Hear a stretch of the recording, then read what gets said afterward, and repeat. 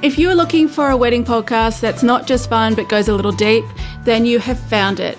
We're the Feel Good Wedding Podcast by Polka Dot Wedding, and my name is Dorothy, and I am also known as Miss Polka Dot. I am the founder and editor of Polka Dot Wedding, and I have been writing about weddings for 16 years. The Feel Good Wedding Podcast dives a little deeper than the stories. Of course, we tell the stories. We tell plenty of them. But we're also talking about vendor advice. We're also talking about business advice, and we're also diving a little deeper beyond those stories. We're diving into the mistakes and the I wish I dids, and the problems and the qualms that these couples have, and that vendors have too. We've got so much in store. We're jumping into season 2, and we can't wait to have you along for the ride. Keep on listening, and we'd love to hear from you, so make sure you stick around. The Polka Dot Wedding team is honoured to conduct our work on the land of the Boonwurrung, Woiwurrung, Eora, and Kurungay people. We honour the traditional Aboriginal and Torres Strait Islander custodians of the land, and we pay our respects to elders past and present. We are really excited to have you back for another episode of the Feel Good Wedding Podcast, and today we are chatting something very foundational when it comes to wedding planning, venues. Our guest today has an incredible country wedding venue that not only has beautiful spaces, but also allows for marquees. And marquees have their own nuances and pitfalls and pros and cons that you really have to think about when it comes to planning a wedding. So today, Miss Rose, otherwise known as Mary, is chatting to our very special guest, and I'm going to hand it over to her to introduce her. Mary, who did you chat to today? Thanks, Miss Polka, and hi, Dotties. I was lucky enough to speak with Julia, who lives on and runs the beautiful Mewburn Park homestead. Now, if you haven't yet, make sure you check out their Instagram because honestly, it's like a wedding dream. It's beautiful. We spoke not only about their stunning venue, but we also dove into Julia's expertise in marquee wedding receptions because, like you said, Miss Polka, their property has a permanent clear marquee that allows for stress from the weather, free wedding options, and it still lets nature and the outdoors play a part on your day. So she knows a thing or two about creating the perfect marquee wedding. And she gave us some terrific tips on how to start deciding on a venue for your big day. So it was really exciting. Well, I love Mewburn Park, and I can't wait to find out more from Julia. So let's hit play and get started. Let's go. It's a stunning venue, and Julia was beautiful. So let's go. Hi, Dotties. It's Miss Rose, or Mary, with you again today. Lucky me, for another episode of the Feel Good Weddings podcast. It's definitely no secret that we love a glorious wedding venue, and there is so much more that goes into choosing your perfect venue and what the venue team does behind the scenes and on the day to make sure your wedding is everything you dreamed of. So to chat with us about choosing your wedding venue and all things to consider, we have the lovely Julia from Mewburn Park Homestead. Mewburn Park is located in the heart of Gippsland's food and wine region, so it's about 2.5 hours east of Melbourne, and it is a 400-acre private property and working farm offering a beautiful colonial homestead that's dating back from the 1850s, and as is their stables. So the property is tucked behind an oak tree-lined driveway. Can you imagine? And it has lush gardens, tranquil walkways, ponds, stables, and even a stunning bridal suite. So if you haven't, check out their Instagram. It is such a beautiful property and the buildings are stunning. It's just like you've stepped back in time. So thank you so much for being with us, Julia. We're so happy to have you. Thank you for having me. Beautiful. Look, why don't you introduce yourself to us? Yeah, no worries. Hello, everyone. My name is Julia. I'm from, you might be able to hear that, Germany originally. And I came to Australia in 2008 the first time, met my now husband, Adam, who is an Aussie. And he actually grew up on this property since he was 2 years old. And when he was 13, he had the idea of doing something with this beautiful location.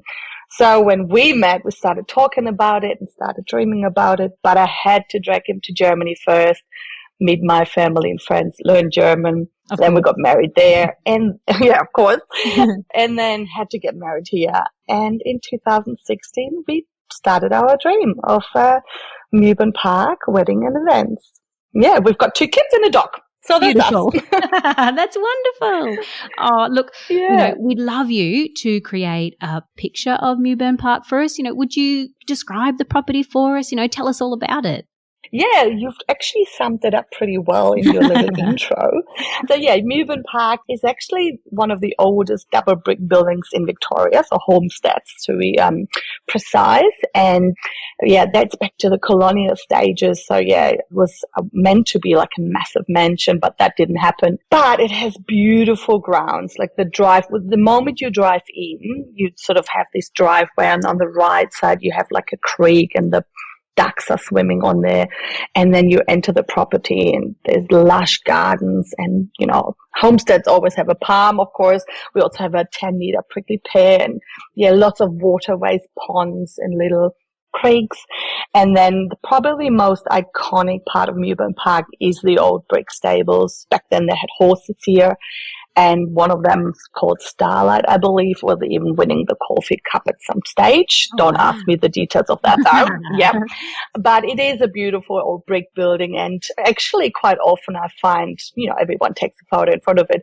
I find a random, person on Facebook having the door, we call it the door at the stables, as their background picture. So I'm like, oh, that's at ours. So yeah, if you see that, you probably think like, wow, this is a pretty cool old building, and obviously 170 years add loads to the character. And then next to that, we have a clear view marquee in the center of it all. So you overlook the ponds, the creek, the mountains, the brick building, or the stables, the old dairy, and the homestead. So you really get to see it all from when you are in the marquee. So yeah, that's us. And it's run by Adam and me. So it's run by you, Adam. That's beautiful. And I bet your kids and do a little bit as well. Why not? A family. Yeah, well, actually, it is a family affair. And at the start, every now and then they popped out in their pajamas and were starting dancing, and people were laughing. We're like, well, we should hire you out as extra entertainment. But our son is almost 9, and yeah, whenever he wants some extra pocket money, we're like, oh, there's some sticks to pick up. So yeah. Perfect. Why not? Yeah, they can introduce them into the business, start them young. I think that's perfect. Oh yeah. And Frankie, actually, so whenever our couples, every now and then they do stay here, or actually most of the time they stay here, and they get breakfast the next morning with us. Oh. And he sort of says hello to them and just sits on their feet if he's allowed to. That's job, isn't it? Yeah. Yeah. That's Frankie. He's a big teddy bear, and he just wants cuddles. So yeah. Oh, that's gorgeous. Look, let's dive into it. Let's chat about choosing your perfect wedding venue. Like, where do we even start? How can we create a shortlist? That's, the very beginning. Obviously, that's a bit different for every couple, but I would always suggest, like, the first and all is the general look and feel of your wedding dream. So are you sort of going for like garden, or are you going for like a ballroom? Do you like the look of the marquee, or do you want sort of like air conditioned space? And like, it depends on what your dream is. So obviously, once you know what your vision and dream for your perfect ceremony and your perfect reception is, then I would obviously start narrowing down what is available in my state, which is we're in Victoria.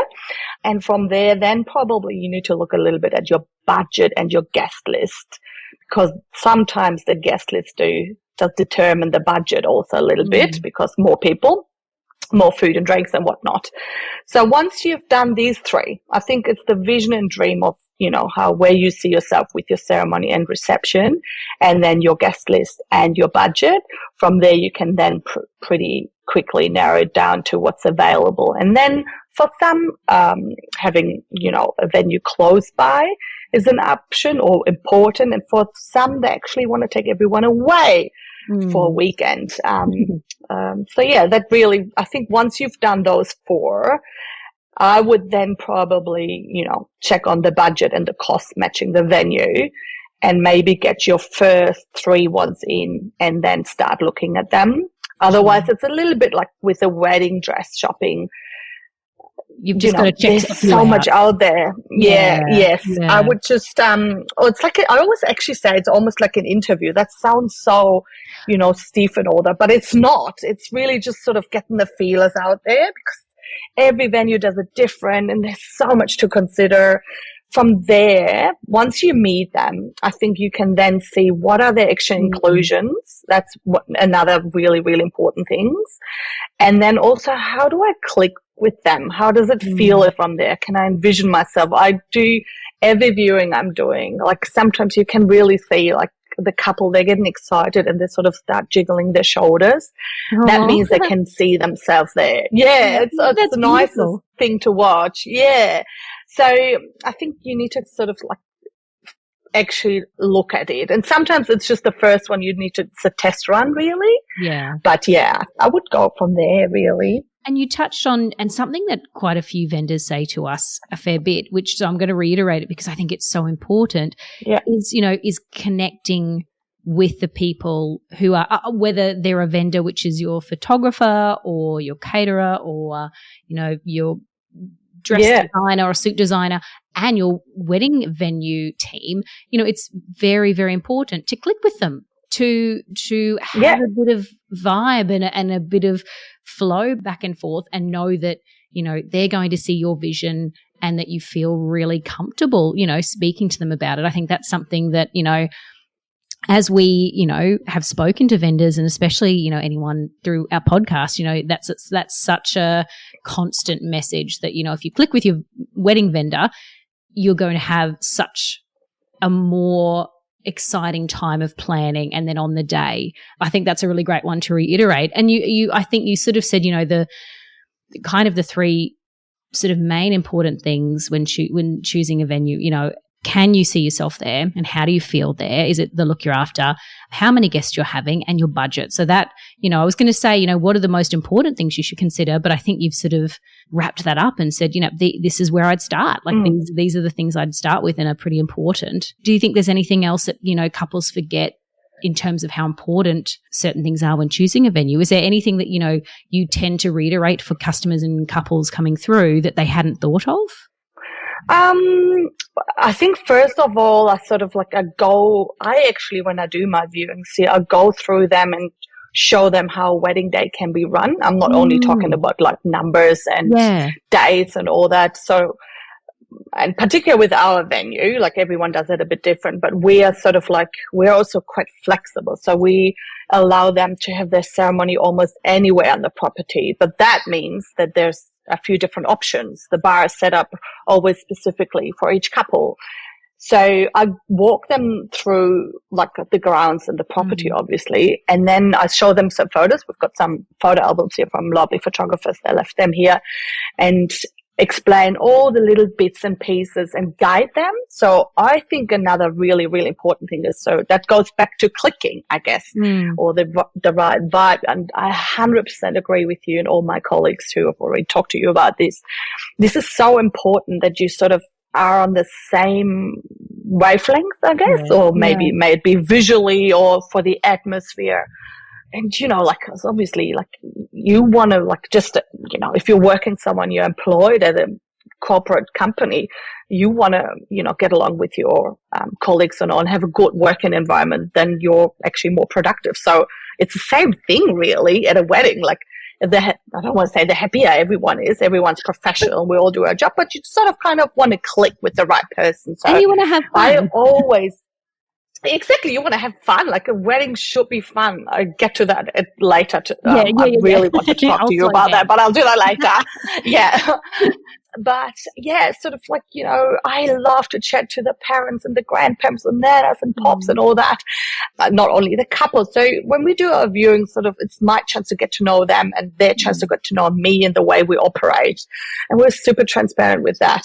And I think that calms them. And the other really, really, really important thing is, and maybe that happens during that viewing, but in the whole process of how much guidance and help there is, rather than saying, the rules are, you can only do this, you only have that, blah, blah, blah, blah. Obviously, there need to be timely rules maybe, and you've got your liquor license and you've got your other things. There are some rules, but it's more about how can I help you? Sort of what help and guidance do I give you? So, for example, I always tell my couples where the sun is, because There might be an amazing ceremony spot, but if you're looking right into the sun and you're squinting and sweating like a, excuse me, pig, it doesn't help you. The wet.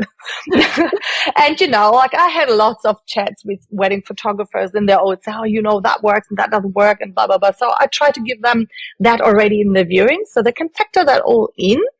And obviously, I don't want to sound like Nancy negative and say, you can't do this and you can't do this. I'd usually say, it's your wedding, it's your dream, go for it. But in March or in February, might be too bright, might be too hot, too sunny, you're looking right into the sun.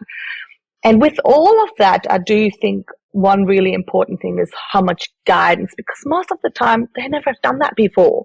And so many of our couples, they're like, oh, I don't know what to do, don't know where to start. So yeah, giving them help and guidance for the whole planning, I think is another really big thing to check with wherever you're going to get married. And then also, I think, and that's probably also something coming from our last 6 years, and, Victorian weather can be anything. I would not only, it can really, we've just seen it last week. We first had bushfires. I got evacuation messages for bushfire, and then we got floods, and but in the end, all good, and nothing was actually that dramatic. Anyway, back to weddings. Sometimes, you might love the ceremony spot, but also definitely check the backup plan, the bad weather spot, and then check the reception so that make sure they all look what you want and give you the opportunity to make it look what you want, right? Exactly. So I would always say check the vibe with or the how you feel wherever you want to get married, next to obviously budget and if it makes sense to travel there, or the general feel, but then how much help there is, how much guidance.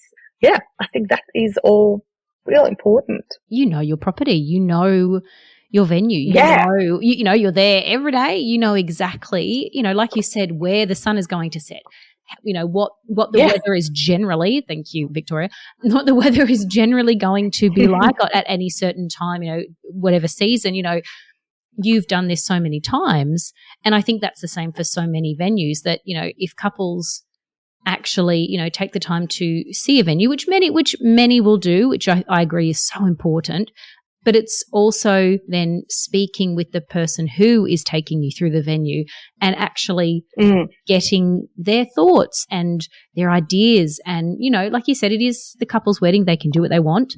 But you're definitely here to create this beautiful memory for them as well. And you have that in your mind, which is just incredibly lovely. And so many wedding vendors do, which is beautiful, to give them these tips and this advice to say, look, I want you to have these incredible photos. I want you to have this beautiful video, or just even this beautiful memory, or your guests to have a beautiful time and be comfortable. So these are the tips that I have. So I think that is so important that you've touched on there, for couples to be open to listen to the people who run the venue and who know what they're talking about and have done it at this specific spot so many times. So many times, yeah. Exactly. And you know what, sometimes I find that, that there's sort of like a bit of a myth about, that it should be like a less friendly cooperation, but it's in everyone's, maybe wedding venue, photographer, florist, stylist, caterer, whomever,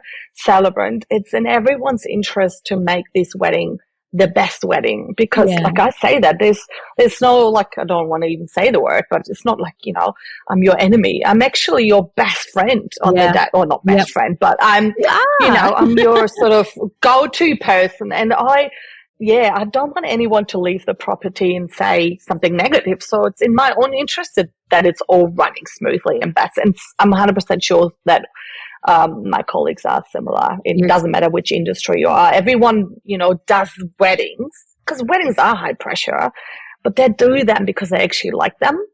That's it. Yeah. There's a DJ, he's quite often here, and he took a photo of me the other week and sent me a message the next day. And he's like, it's so lovely to see that you're still, when you're listening to the vows during ceremony, that you still smile and that you still are totally there. And I'm like, so true, isn't it?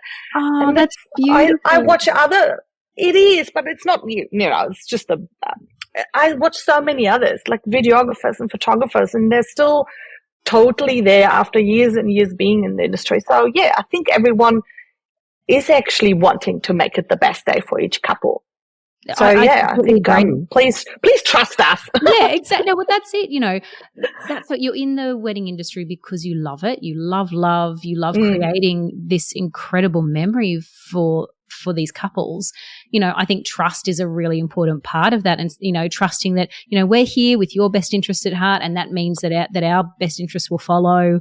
You know, we just want everyone to have the most beautiful day possible, which is again really important. And that's again talking about that vibe and that connection that you and the couples can have if in whatever correspondence that is, whether that's a visit out to the venue, whether that's through emails or phone calls or whatever it is. It's trying to really Zoom, really trying to establish that excitement and that connection, and knowing that you're on the same wavelength and the same page for that. For each couple's specific day. I'm going to go back a little bit because you did mention wet weather, which is such, it's if you're going to have an outdoor wedding, the weather is pretty important. How important then do you think it is to have like the perfect wet weather ceremony set up in your head as an alternative option? So that if the weather's not perfect on the day or in your favor on the day, that you have options to run to. Like, is that something that you think that every couple should at least entertain in their mind, as part of their planning? 100%. So I think there's either two approaches. There's two kind of couples. That one is going for, if I don't think about it, it's not going to happen. And the other one is, if I, factor it in, it's not going to happen. But unfortunately, the weather is the weather. Yeah, you can't. The weather is the weather, and you have unfortunately no say in that. I always joke with couples, like, if I could, predict the weather, I would be. It would be amazing. Would be a millionaire, wouldn't I? But that's why I think. And you know what? My very own wedding was in pouring rain. And obviously the week leading up to it, that brought me really down. But it's just really that week leading up to it where everyone is texting you also. So I actually want to tell all family and friends, stop texting the couples about the weather, because they know it and they're probably check it every day. So stop adding to it, really. That's a good point. Family and friends, don't tell couples that the weather is doing what it's doing. Exactly, because it's not helping and you can't change it, really. But so therefore I do think, so I actually always, at every viewing, I do show them all the ceremony spots that I have here. And then I say, let's have a look at the wet weather option.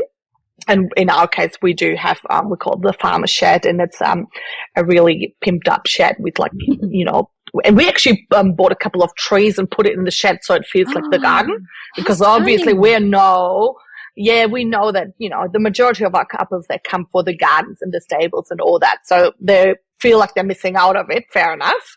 So you can still see it and you still get all the photos, and you still, you and photographer, they're marching the property in umbrellas and whatnot, with umbrellas, not in umbrellas.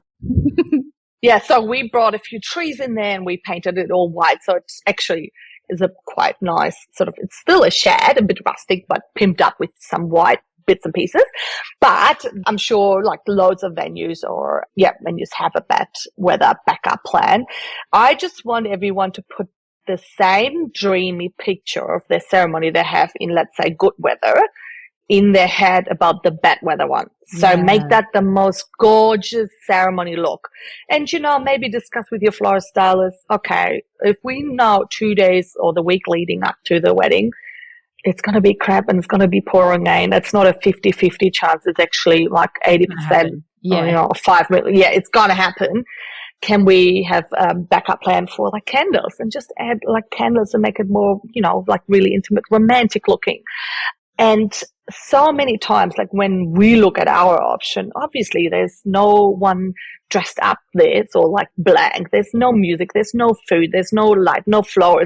It's quite sort of, like not very inviting, if I may say so. It looks nice, but it's not set up like a wedding. But once it's full with your guests and your flowers and your music and your food and the drinks, and there's this chatter from all your guests, it's actually always a nicer space than you think it is. It doesn't matter. I'm not talking only about us. I'm talking everywhere. And it's really what's in our head. So put that picture of your dreamy ceremony, you know, when you're going into the garden or wherever and you have like, I don't know, pillars and arch or whatnot, that dream you have there. Put a similar one for the bad weather one in your head so that when on the day it comes, it's nothing you have to get used to. That's you already had that in your head as much as you had the other one. That or the other, I think it's super important. And then another thing is also just go through in, like, we do a detail meeting sort of like 6 weeks out, and wherever you get married, and you do like a meeting with either your wedding coordinator or planner or whomever you have your venue. Just go through, when is that decided? How's it all looking? How's this working? Just so you can, you know, ease your mind. I think sometimes, you know, if that's not been talked about and it's leading up to the, you know, that stress the last week, it's just an extra stress you don't want to. But if it's been talked about, let's have a quick chat. How do we do? Oh, we're doing this and this and this. Oh, yeah, you know, it's all sorted. They have it covered. And then just trust it, because I can tell every couple, all the galleries I get from photographers, I actually think photographers should promote this. The smiles on each couple's face is the same as if you get married on a sunny day. It's the same happiness. It doesn't matter. It's literally just up until you walk down the aisle, if you have an aisle, that up until then there's a bit of, you know, oh, the weather isn't good, it's not my dream. But after that, it's all kind of like gone. And the photos walking back down the aisle or during the ceremony, they're the same happiness. Well, you're still getting married to the person that you love. Yeah, exactly. Thing. And I will say, on that note, I, as someone who years ago now got married outside, and it was pouring rain all week. So, you know, I was devastated, going, "Oh, what are we going to do? What are we going to do?" You look back on the photos of my ceremony, and I'm euphoric. So, you know, yes, we had to add some umbrellas. Yes, we had to time it a little differently, and yes, things were a bit boggy.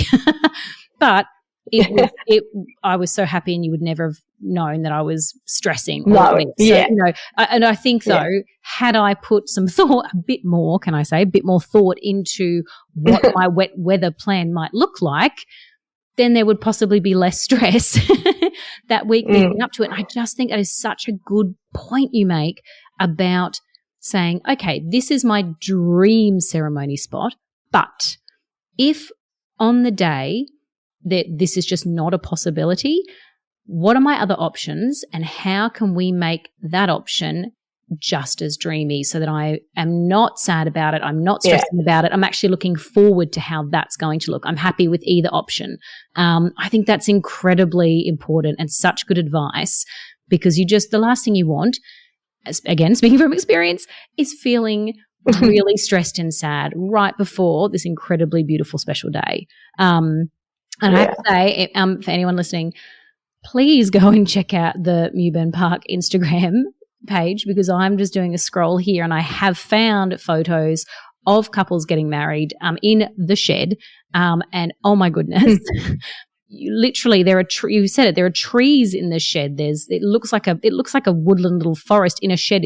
And there are candles. Oh my goodness, that is incredibly dreamy. So I'm so with you. Creating an option that feels just as magical is so important. Absolutely.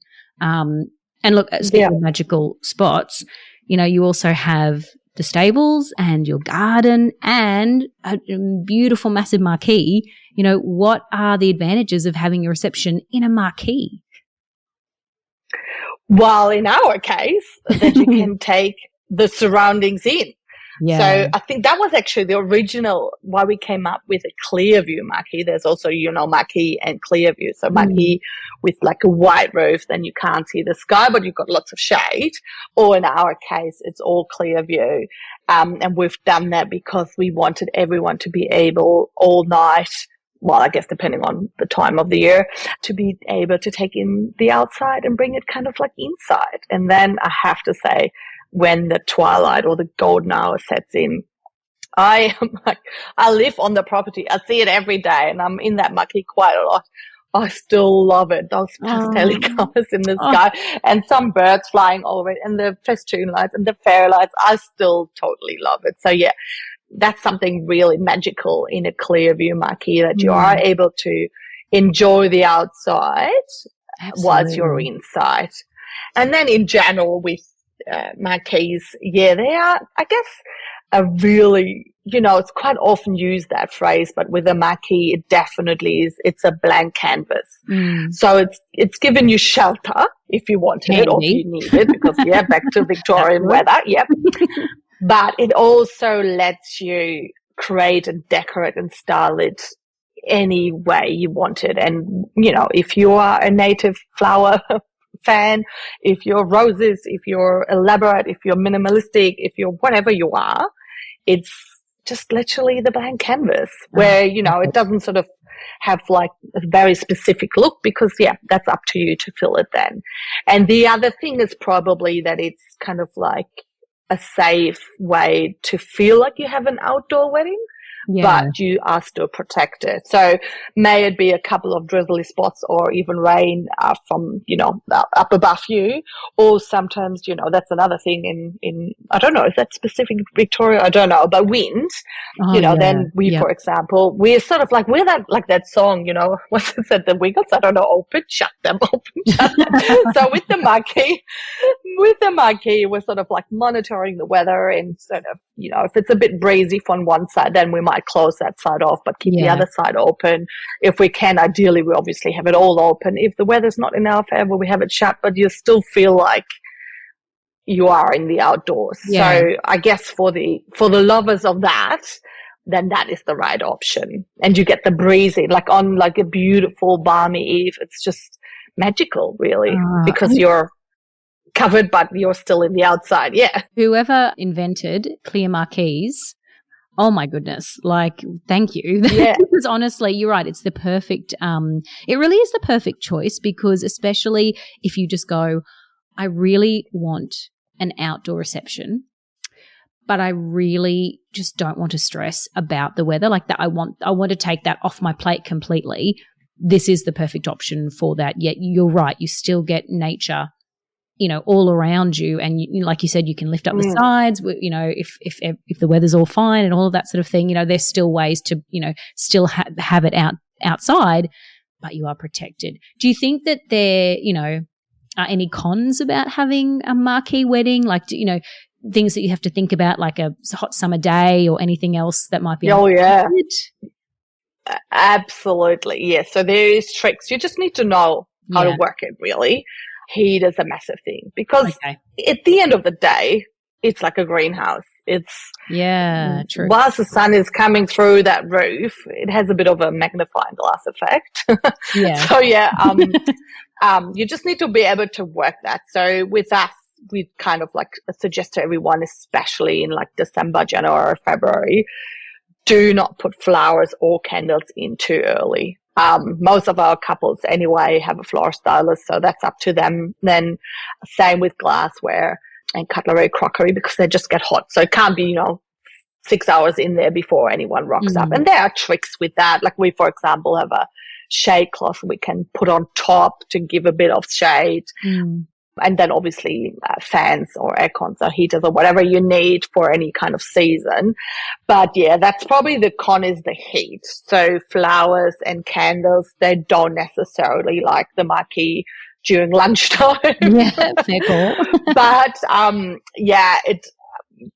actually don't know if you don't have a marquee if the flowers would start way earlier than that. But they do all have their tricks too. So you just need to be aware of that and factor that in with your flower stylist and yourself. And same with so we kind of have a routine here. So if they have just their ceremony, wherever that is, we have them, let them have the cocktail hour or the after ceremony drinks, or everyone names the difference. The time between ceremony and reception really is with us wherever their ceremony is. And then we sort of like, depending on the month of the year, we kind of like say, all right, maybe 6:30 is the time to come into the marquee, or 6 or 7 or whichever, because beforehand it might be just a bit too warm. But we're also sort of a little flexible with that. But then in our case, our couples can choose from 4/5 caterers. They all know that. And then, we just sort of point that out in the viewing as well as in our packages. If they choose to have like a florist or stylist who hasn't been here, then we just point out, like, look, this is what you can do. But for example, we have like a pulley system in the marquee. So if there needs to be anything on the roof, they just prepare it in shade and then bring it out and zip it up. And so that's what I mean. Like, there's just a couple of tricks. You just need to know how to work it. But I'd say that heat is probably, with a clear view marquee, the biggest factor to factor in. Yeah. And the thing is, you know what you're doing with it, and the other vendors that you work with, will have worked with marquees or clear marquees or, that sort of thing, or even at your specific venue, So it really is about, the couple communicating with the venue and with other vendors and sort of saying, this is what we're having. This is when we're having. Yeah, and also it goes back to, what we were talking before, the whole trust thing, and, take our guidance and, we're happy to help you sort of figure that out. It goes back to that. That's so true. Yeah. Are there extra amenities or features that, that we should look at in a venue if we do want to have a marquee wedding? Well, it depends. So our marquee is part of the venue hire because it's a semi-permanent structure. Yeah. So obviously for us it's different, but if you have a venue who usually don't have a marquee as their part of their package and it needs to be brought in, then there's a few things to factor in. It's obviously an even ground, or what is the ground. We have a polished concrete floor, because I always thought, with the Victorian weather, I don't want muddy grass in there. But I also don't like bugs or something like that potentially creeping up on me when I eat my dinner. But that's just a very specific me one. But, if you have to bring a marquee in from the outside, and that's actually not the easiest thing. Like, we've put our marquees up, and trust me, this is the hardest job ever. There's a reason why it's so pricey to hire them, because it's not that easy, especially if it's windy. It's I'm not envying any marquee suppliers, I have to say. But you just need to sort of look at the surface. They probably come out for a site visit to see where they can pack it in, and weights to hold it down. With us, we sort of put in some fans and heaters. We've decided against an air con because most of our couples want the curtains open, and then really that's, electricity blown out the window. Yeah, and that's not really resourceful. There's no point for it. But I know there are other venues and suppliers who also say, look, you can have an air conditioned unit in there, put in there. So that's a couple of things. And then, if you go and hire marquee for like a private residence wedding or somewhere else, and you need to bring everything in, from tables and chairs and bar furniture and potentially even toilets. But that's different to us. With us, that all comes with the venue hire as part of it. And then, so we also, and that's a good thing about a marquee as well, and I'm sure that's at other places similar, it is quite flexible in the space. So what we do is, if you say, we're licensed for 130, but we had a few bigger weddings here, we can do that. We just need to apply for an extension. But also, some couples only want like 50 or 60 people. They wanted a bit more intimate. So we have kind of like a curtain, and that's as a divider to make the marquee smaller, because you don't want it to be too big. Then you sort of potentially lose a bit of atmosphere. So it's quite flexible in that too. So that's something else to look at. And are there elements of the reception that the couple has to consider bringing in for something like a marquee wedding? Like, are there hidden costs or logistics? Like you said, if they're having a marquee at a private venue, what else are they going to need to bring in? Like you're saying, you have basically everything they need there.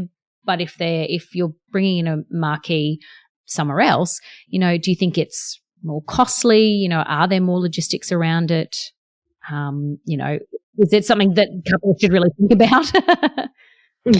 Yeah, probably not. Not at the start. It's so hard. Like, to be honest, when we got married here, we obviously got a marquee, and it wasn't set up at all like it is now. from there on, that's when we decide, okay, we have a semi-permanent structure here, because holy moly, your marquee supplier should point out all these things, but you have to literally think about everything. Like, as I said, tables and chairs, but also a generator for power. Yes. You need to create a space for the catering if you're not going for a food truck. You need to have power for musicians, for your light, all that tables and chairs, a dance floor potentially, if you don't want to dance on the grass. Yeah. Where it's going. So a lot to think about. There's a lot to consider, and that's a thing which, at the start of your wedding planning process, you've got so much time and you enjoy this. Oh, I'll do this and I'll do this and blah blah blah. But I actually say to our couples, I would say to everyone, but that's the ones I'm saying it to, is, those 4 weeks leading up to your wedding, this is where your suppliers come back and ask, when is bump in, bump out? Where can I park? Where can I have access to? Do I have power? Do I have blah, blah, blah, blah, blah? That's the 5 million questions they ask. And if you have a private property one, definitely get a wedding planner, because they will do all that for you. Because that's the thing. And these questions will come up in the last 2 to 4 weeks, and your brain is going 100 miles an hour.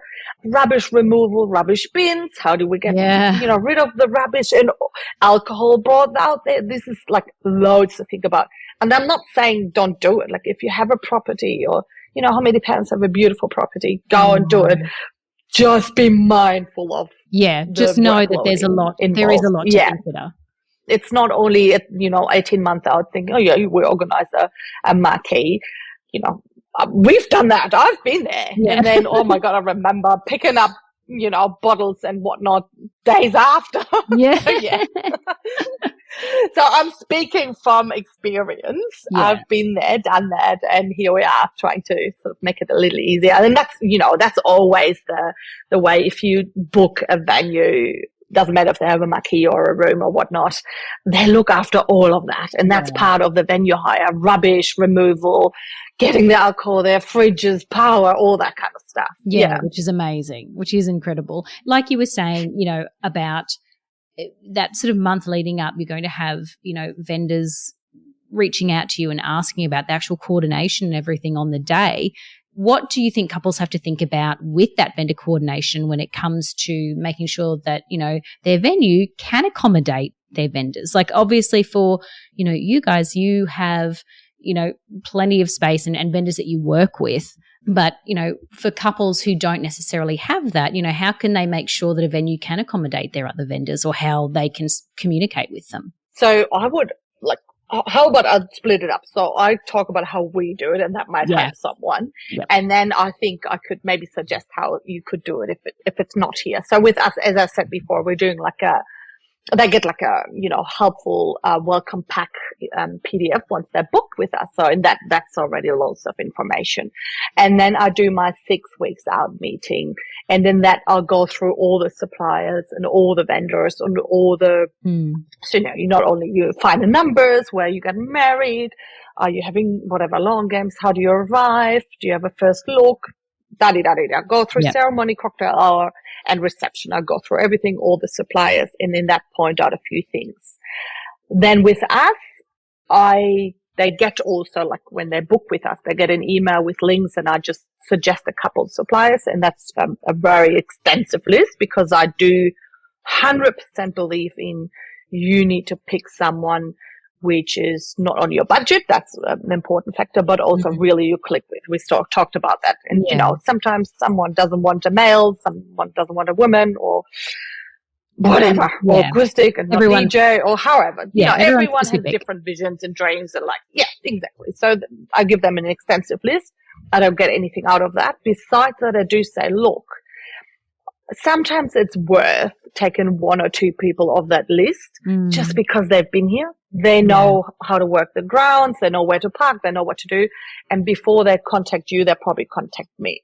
So with all the ones who've been here a few times, we are actually, texting or calling or chatting or writing an email and touch base, rather than going through the couple. And that is not keeping the couple in the dark. It's more easier because really, do you really want to talk to them about where to park and when to park? Like, yeah. you know, So it's true. just a shortcut. But I also understand if you sort of, you know, really feel, you know, the vibe with all of them and they haven't been here with us, then I usually say to our couples, you know what? I have that next week, sometime or the week after. The band hasn't been here. And with us, I guess, also specific because we, you know, they can have the ceremony anywhere and the after ceremony drinks, but then that sort of determines where they can drive in with us. So I usually say, how about tell your musician, caterer, whomever to give me a call the week of your wedding? Because that's fresh enough in my mind. And then it's off the list of the bride. She just passes that on.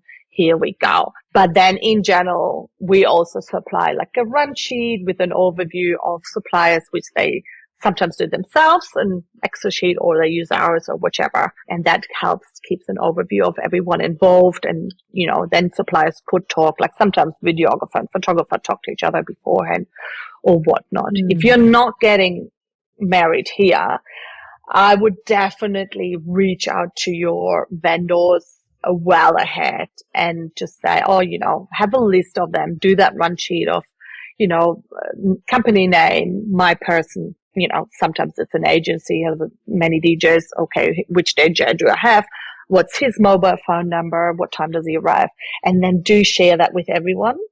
Because for whatever reason, sometimes they need to talk to each other and then request like a final meeting. But almost everyone does that really, like a final meeting. And that can be on Zoom, on the phone, by email, just fill out forms, final forms, and just, yeah, I guess comprehend that. Is that a word? Comprehend? Like Comprehend. bring it all into one. Yeah, just knowing that's part of it. I don't know the word. Yeah. Is that sort of answering the question? Yeah, it definitely is. It's, you know, it's absolutely saying this is what a coordinating, whether it's your ceremony and reception or just reception, you know, what that looks like in terms of the vendor coordination on the day. Like that's, but that's even, I think, quite specific for plenty of venues, like not just specific to yours. You know, that's usually how it would run as well. And trying to take out that middleman, I think, is a really good point of saying, you know, how can we not go through you, if it's possible, meaning the couples, and speak, you know, how can the vendors speak together to kind of, you know, also you kind of speak the same language, like, you know, wedding vendors all the time, you know what you're talking about. You've done so many that, you know, if couples, you know, are happy for vendors to kind of communicate, you know, the logistics of the coordination, then that can just take out, you know, this extra level of, you know, remove this level of stress that can sometimes come with coordinating your vendors on the day or even leading up to it. You also sort of saying, you know, comprehending, you know, all of the, you know, all that sort of nitty-gritty stuff. You know, what should we keep in mind when it comes to, you know, venues and contracts? And, you know, is there anything special for marquee weddings that we should be mindful of with this? Wow. Yeah, as we talked about the weather, there's obviously the weather. Well, it's for some venues, but definitely marquee venues. Yeah, there's a force majeure and all that. We learned that all through COVID, haven't we? Oh, we have. But to be honest, so we have that in there that obviously if the weather does something, a trick on us, then, you know, we'll try our best. But just have a plan for that. It has never happened though. Yeah. Like never happened to us. It's just good there. It's good to have it in there. It's just never good know. to know. Yes, exactly. And I would definitely touch base on that in your viewing. Also, just, you know, like the general cancellation or whatever, if you ever need to, for whatever reason. There's multiple reasons. Well, just clarify read them, that isn't beforehand. It's good to read them and ask any questions. Yes. And like we obviously have it all listed and structured and touch base on everything, on food and alcohol and gardens and liability and weather impact and whatnot. But it's good to have a chat about it. But in our case, thank God, touch wood, do I have wood here? I do. Good. Never. And we had to, even last Friday after the floods, it all whacked out. So yeah, I think that's something also you can check the way your venue responds to you with questions you may have in your viewing about that kind of stuff. You can really sense that they thought that through and that they will come up with a plan B, C, or D, like offer you then a postponement or whatnot. So yeah, I would just keep asking the questions, really. A little while ago, you did, touch on how marquee weddings specifically can be quite a blank canvas for couples to really, put their own personal touch on it and, create, a wedding that is really what they had in mind, rather than just working with, say, the decor or, that's already in a particular venue, which, look, for a lot of venues, the decor that they have, it's been so mindfully put there and it's been so specifically created for those venues that it looks stunning and can be a majority of the reason why these venues get chosen. But if you have a marquee wedding, like you said, you can kind of put your own stamp on it, which is really beautiful. Can you describe, some of the really lovely personalized decor and other ideas that you've seen, taking in advantage all that the park has to offer, just so we have any idea of like the possibilities for our own wedding day? Well, do you know how I was talking that we put some trees in our wet weather shed? That actually came from a wedding we had here, almost 3 years ago. That's crazy. Time's flying. Where they, for their ceremony, so they were in the gardens. They were surrounded by gardens, but they had this custom-made arch, if I may say so, but not the traditional, like a round, like an arch, but like in a box, kind of. It's hard to, I can't explain it really. I should send you a photo, really. Actually, please do. Anyway, so they had that. They had that for their ceremony, but the stars and flowers had actually created 3 of them, and then they brought the one from the ceremony in, which is quite often been done. Like any ceremony flowers are being brought into the marquee to reuse it again. But that one was all put behind the bar, and there was like a whole wall of these round arches with flowers behind the wall. And our marquee is 10 meters wide, and it was probably 7 meters of these 10 meters. And it was like this focal point, this absolutely wowza. And after that, our Instagram went off. But it was funnily for us working at the bar. It was such a nice thing to work. We felt like we are in an enchanted garden. It was it's quite modern, but still romantic and whimsical somehow, but very modern. So that was one of the most, amazing ones we've ever had. And I do love a pop of color in there.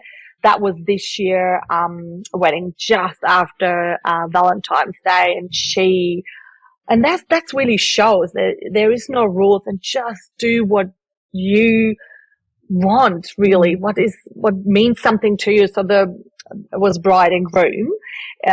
They sort of wanted to get married under the tree, and she wanted for the ceremony all white flowers. So beautiful, like white flowers plastered behind it, gorgeous.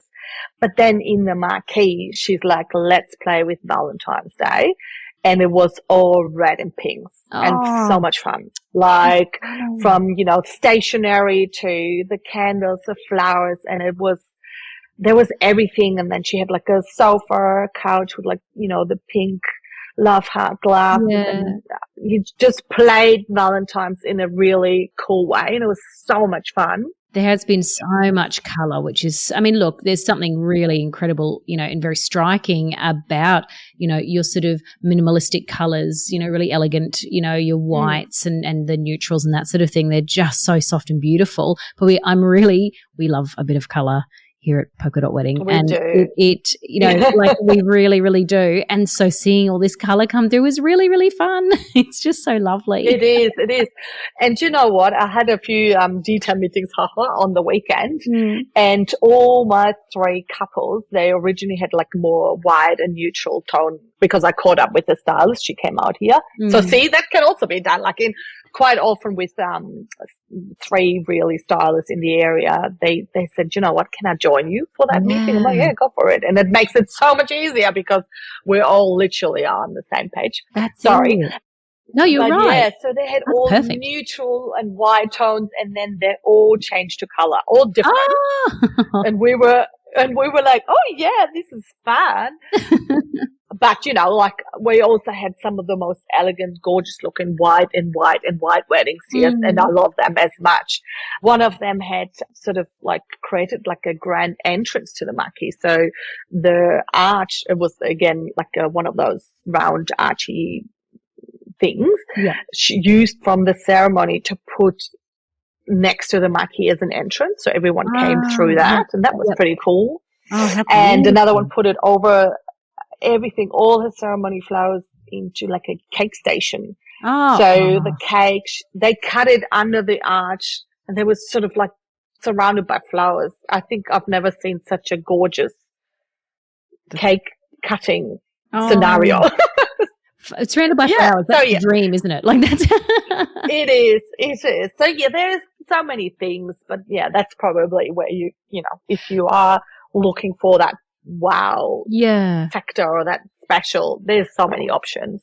And I know that we have talked a lot about the marquee, which is just stunning. And again, if you're listening and you go to the Instagram page of Mewburn Park, honestly, it's like a rabbit hole. Like you'll just scroll and scroll and click into everything, because that's what I've been doing.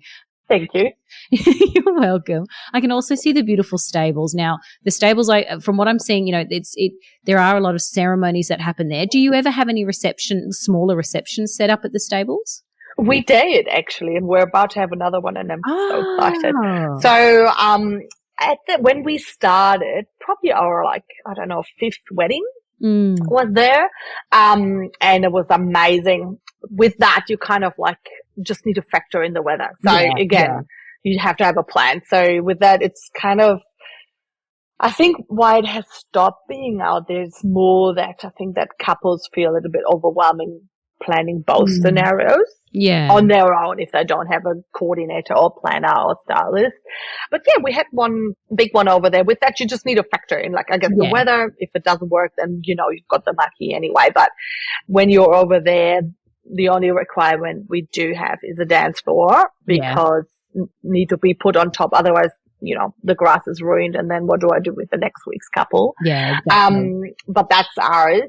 But we actually have a specific elopement style package. We call it Twilight Elopement. Yeah. Oh, stunning. And that's going to happen towards the end of November. And I'm really excited because they're getting married on one side of the stables, and then the reception is on just one long row table in the middle of it. But it's, elopement, 20 people. Yeah. So it has a bit of an Italian. Oh, how gorgeous. Kind of vibe, I guess. Yeah. Oh, okay. I'm keeping my eye out. But he is Italian, so there you go. Oh, it's perfect. That's so on brand for him, then that's really special. Yeah. But I mean, look, even if you were to say, I love the stables area. I love that area, but I'm too nervous to go for that. I prefer to book the marquee because at least I know that we have the wet weather covered if it were to happen.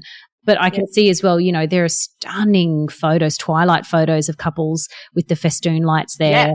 So you still got, even if you don't have your reception specifically there, you've still got the opportunity to have these stunning photos at the stables, which is incredibly beautiful. All our couples go there. So if you had your ceremony in the garden, comes the time of the golden hour, they all head there with the photographer, and actually guests too, and that's fine. Once your ceremony has started, and ceremony and a reception, the property is all yours to choose for photos wherever you go. So and you know what? As I said before, you can see the stables from the marquee. So the lights are on over there. It's a beautiful, building to look at once you're having dinner. So I know. I was going to say, what is it that makes Mewburn Park, the Mewburn Park experience really special? That is a huge part, like you just said, which is, once you're there and the ceremony starts or your reception or both, whichever you choose, it's yours, on the day, and you get to really utilize the whole place pretty much, which is incredibly special. And then, like you're saying, having your reception, and you can still, the view all around you is incredible. There must be some really special couples and moments and experiences, and it must be really incredible helping couples celebrate their weddings, especially in the country under the stars. What do you enjoy most about the wedding days, that you have at your venue? Oh, you're asking for a favorite child here. What are your takeaways that you just love, that you just go, that is incredibly moving every time, or that's really fun every time? Yeah. Yeah, I personally do. I love the energy just before the walking down the aisle moment. That is just something between whatever setting you are. Is it, daughter and father, daughter and mother, or brother and sister, or whomever walks you down and whomever is the couple. There's always this like excitement, but the energy of that is so high. It's so pure. And so real. I love that. I actually get goosebumps talking about it. And with us, I guess sort of we're doing the venue coordination, and I always have all couples walk down the aisle because there's so many ways you can go here. So I'm always there with you, and I help you if you want to. So yeah, it's really special to see how the interactions are with whomever is walking down when. And I do have a few tricks and say something funny, which I can't tell you now because then I blow my joke here. No, So I think this is number one. And then I do love the vows and the speeches. I still haven't gotten sick of that. I listen to every ceremony, and I do love the vows and speeches later that night. That's something, because you really get to know the couple really, and the family and friends too. I'll never forget, we had a wedding where the groom was Scottish, and don't want to say it, but I almost weed my pants. It was hilarious. And that's a really special thing about, speeches and vows and that sort of thing. They're so specific to the couple and their friends and family that it's so entertaining each time. And sometimes you'll be crying your eyes out, and other times you'll just be laughing and laughing, and it's so fun. And you never know. It's so unpredictable. You never know what's coming. It is. And it's every time different. And but you get to know the parents in that, or the best friends, or the sisters, and you sort of, I guess, we're watching everyone listening. So you watch the crowd, and that's just, I don't know. I love it. I haven't lost that, but I do also, I'm a lover of, flowers. So, that once it's all set up, and most of our couples do like a first look of the marquee. They just want to have a look before just come in and see it, and they can't really. You can still see it, but everything is a little bit more, don't want to say chaotic, but people are sitting there and whatnot. I do love when they come in and they see it and it's all coming together, because I think what it is, like months, potentially years of plan, not years, but like a year or two. It could be. Could be planning, and it's all in your hat. And you've been to the venue and you've talked to your florist and all that, but when it's actually all coming together, set up for just you and your size of guests and with what you've chosen, that's pretty cool. I think for couples that must be so, finally it's exciting. Wow, it is exciting. And that's my all work. It's all working out. It is. Is there something, like, is there a particular time of day, like you said, the golden hour, but is there a particular time of day, or is there a particular building or angle or area at Mewburn that you really is really special to you, or that you love couples using or utilizing? No. The whole thing. Hard. I know, it's hard because obviously it depends a bit on the weather, right? True. Let's say it's like today, right now. I don't know when this podcast is going to be published, but today it's 24 degrees, blue sky, perfect day, really. Not, like a light breeze in the country at least. But the golden hour is pretty cool. And it doesn't matter where you are at. The marquee, when it changes into this pastel-y, all these. Yeah, our daughter always says it's a rainbow, but it's actually not a rainbow, but it's like the blues and the greys and the, pastel-y colors. Yeah. That's pretty epic. And the bricks of the stables, like with that sunlight, they just are having a beautiful glow, really. Yeah. And the paddocks where the sun is setting. Like, I always joke with our couples, like, when you look at it during the day for a viewing, it's a paddock. But once that golden hour kicks in, and once the sun is setting, and then photographers are worth their money. Absolutely. I have no idea how they do that, but every time I'm getting a sunset photo gallery, I'm like, oh, so pretty. And, and the driveway. Same with the driveway. Like, I drive in that driveway every day, probably 4 times, right? kids drop off and pick up from school. Yep. So let's say at least 4 times in and out. And I still love it. And it doesn't matter which season it is. And it's, I don't know. So it's not a straight answer. Fair enough. You get it all. No, but I love that. And you can really, I can feel how much you love your home and how much, and what's so special is how much you want to share it with couples, how much you go, yes, we love it because it's our home and there are memories for us here and memories for Adam here, having grown up there and all that sort of thing. But, then it's a whole other level to go, well, it's so special and so glorious that we have to share this with couples as well. And having that intimate knowledge that you and Adam have of the property and of the buildings and all the different angles and different areas at whatever particular time of day is just so invaluable for couples getting married. But also, you create excitement around it because you love where you live and you love what you do. So that's such an important part of it as well. It's really, really special. And I think that's very, you can't buy that really. Well, you can if you. No. But and it just comes with it. Yeah. And it sounds like such a phrase, this love where you live, but really we are both very grateful that we've, followed our dreams and doing it the way we do it. And so, we're true hospitality people. As I said before, I love to sort of, have a chat. It's so funny. So all our Melbourne couples, probably, 65-70% of our couples are from Melbourne. Yeah. They're doing the whole city escape thing.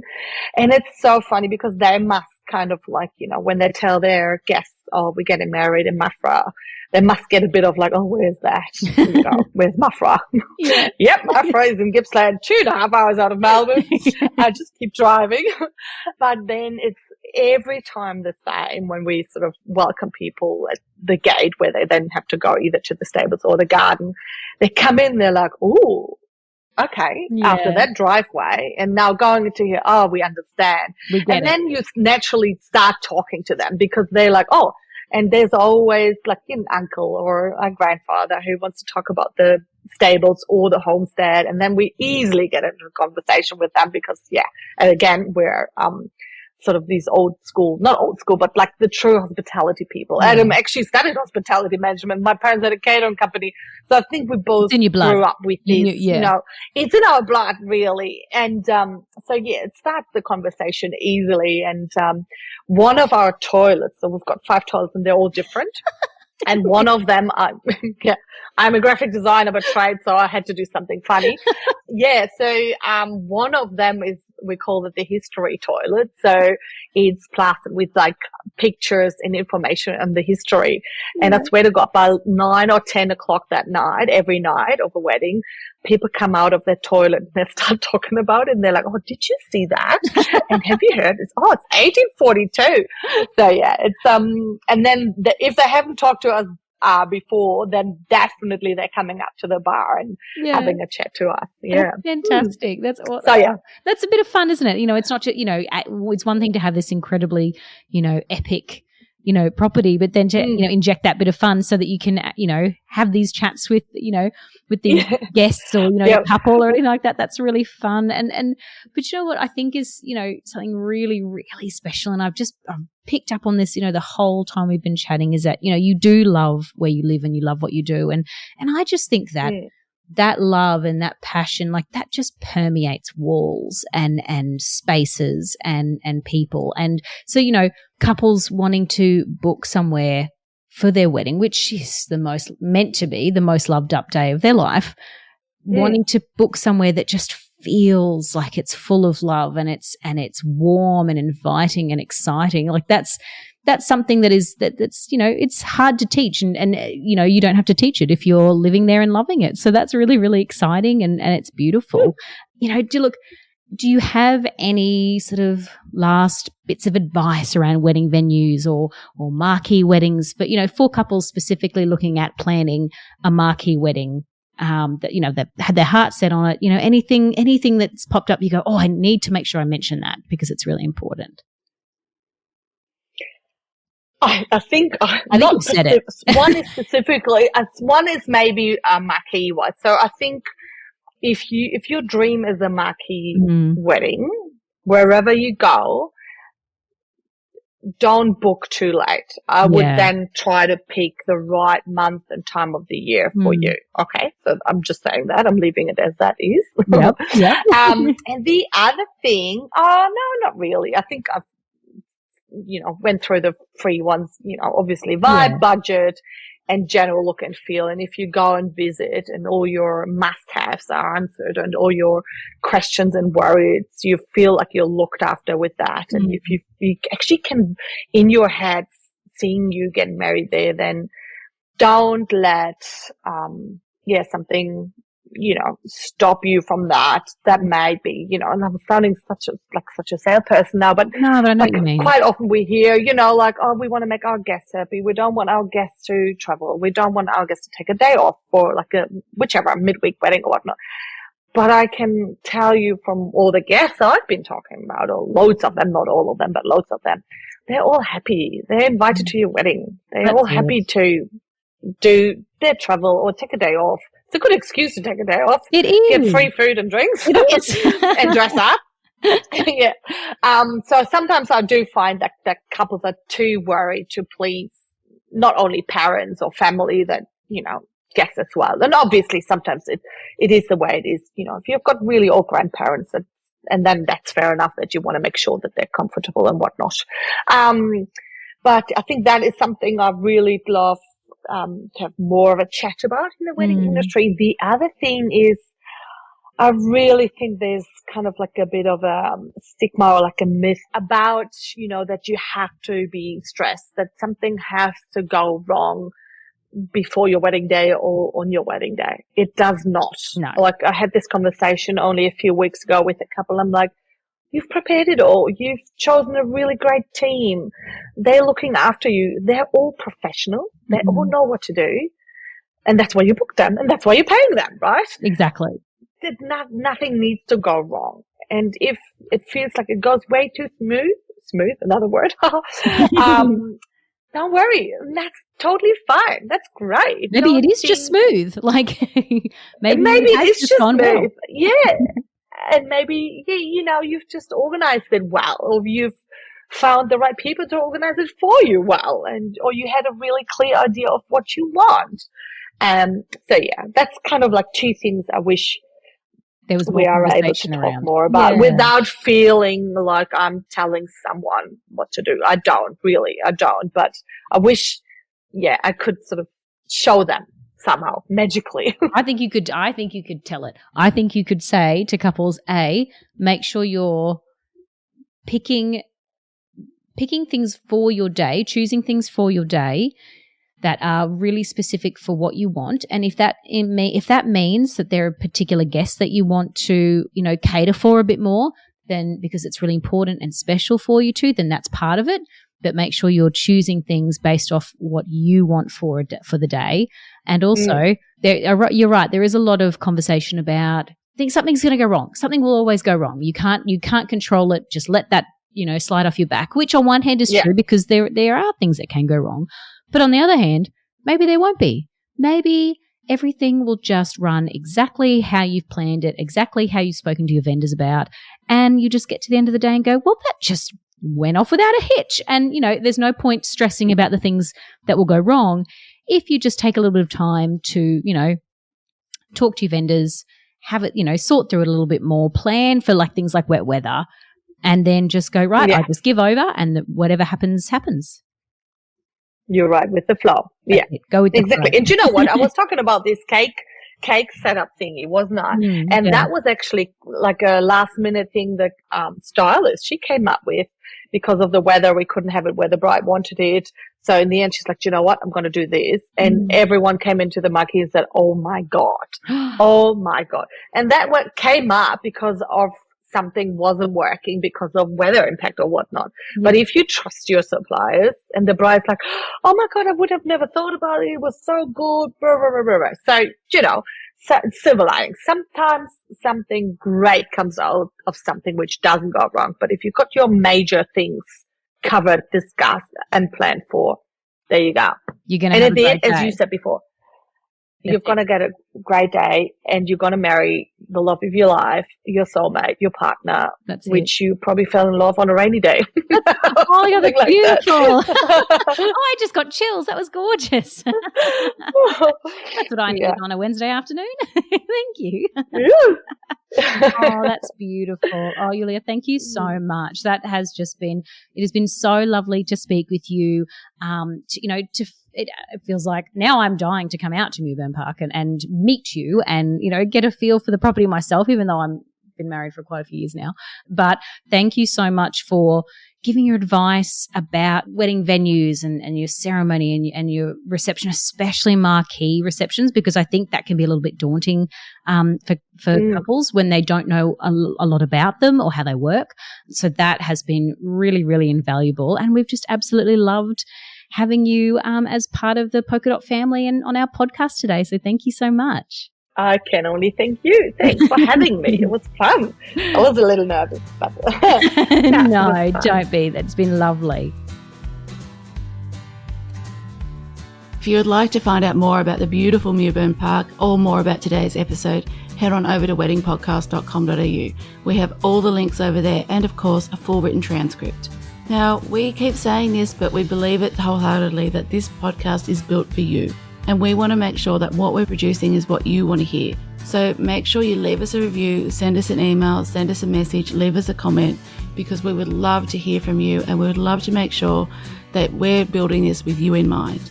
We'll be back very, very soon with another episode and another amazing guest. Can't wait for you to listen.